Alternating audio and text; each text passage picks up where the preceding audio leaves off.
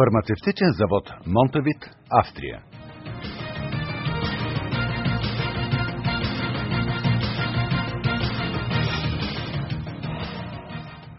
Гимнастика за тазовото дъно.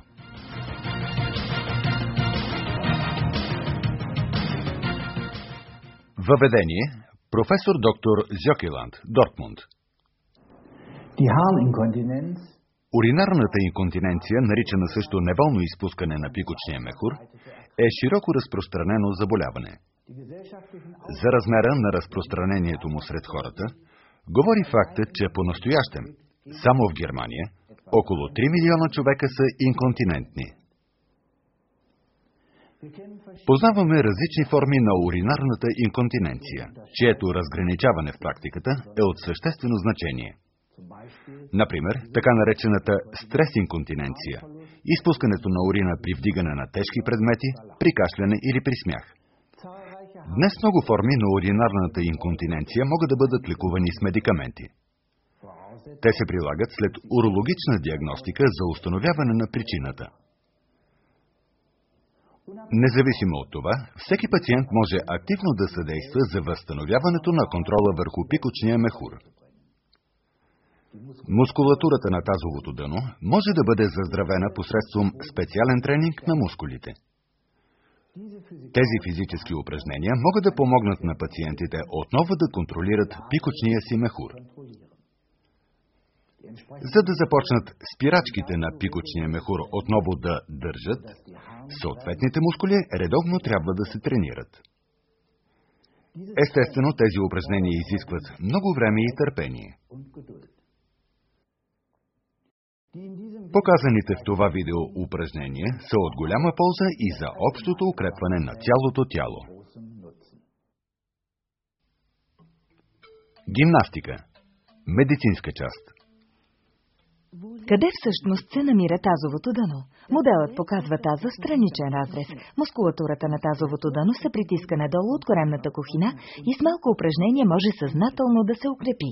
Този голям мускул в длъбната форма може да стане по-чувствителен и в по-добра форма, посредством търпеливо изпълнявани упражнения най-малко 2 пъти дневно и по този начин може да се нагоди и да реагира по-добре към ежедневните натоварвания. Виждате, че съзнателното повдигане на тазовото дъно прави възможно затварянето на отвора на пикочния канал и точно това можете да постигнете с гимнастика на тазовото дъно. За да ви улесним при тренировките, първо ще ви покажем как изглеждат упражненията за укрепване на тазовото дъно и какво се случва в тялото през това време. Упражнение номер 1. Бръмбър. Упражнението бръмбър е особено подходящо за начало на тренинга. Лягате на гръб и протягате нагоре ръцете и краката си. Кръвта от крайниците се стича надолу към таза и така подпомага кръвоснабдяването на мускулатурата на тазовото дъно и на органите в долната част на корема. Упражнение номер 2. Молитва.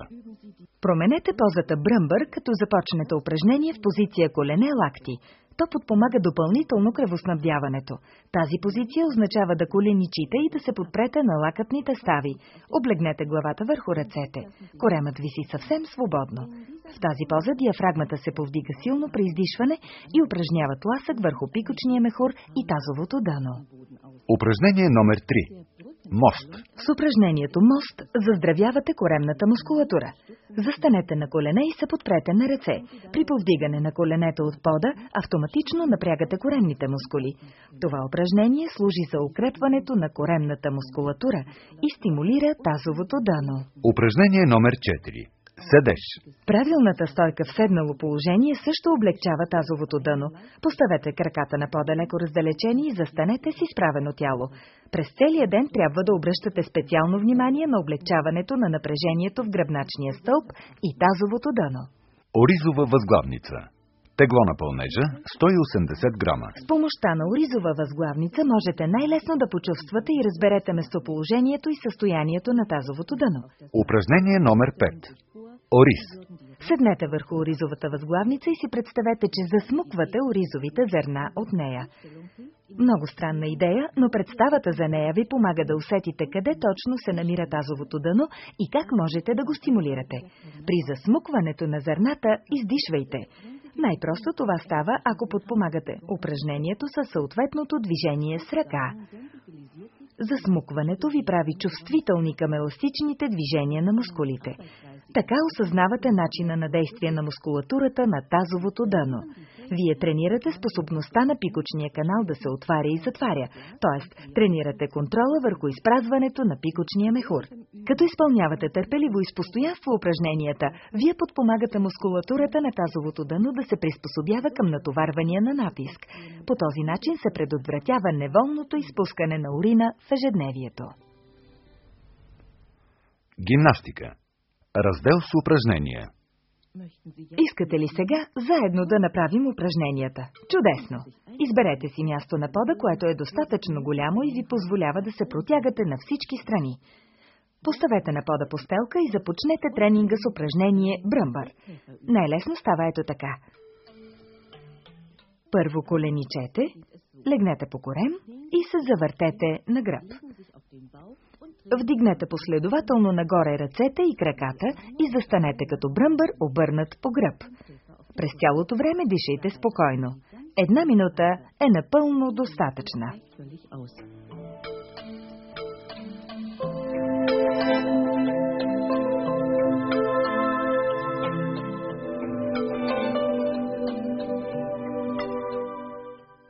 Сменете позата бръмбър с позицията на колене и лакти.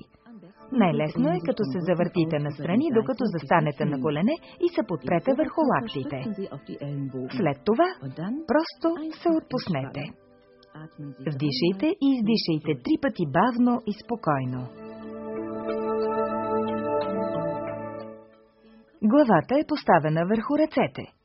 При издишване накрая можете да произнесете едно продължително «рррр». Това засилва ефекта от упражнението и стимулира диафрагмата и тазовото дъно. Сменете позицията с позата бръмбър и съвсем съзнателно дишайте с корема.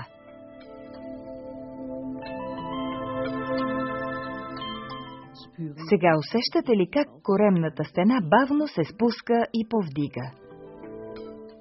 Най-добре е, ако упражнявате последователно позите бръмбър и на колене и лакти. Като начало на тренинга е достатъчно да повторите последователно позите 3 до 4 пъти. Продължете с упражнението мост. Застанете на пода на колене и се подпрете на ръце. Опънете стъпалата назад. Вместо върху длани, можете да се подпрете върху юмруците си, ако ви